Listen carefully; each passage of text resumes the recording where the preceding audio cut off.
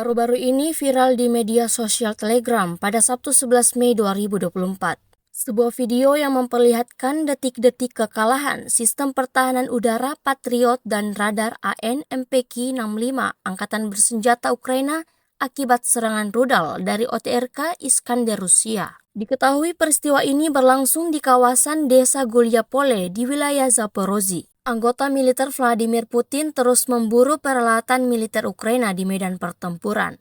Misinya adalah melumpuhkan pertahanan pasukan Kiev, dimulai dari menghancurkan peralatan militer dalam jumlah yang cukup banyak. Pasukan pengintai Rusia yang bekerja sepanjang hari menemukan titik 2 peralatan Ukraina yang sedang terparkir. Tak butuh waktu lama, rudal mematikan langsung dilayangkan, yang akibatnya terjadi ledakan dahsyat disertai kepulan asap tebal.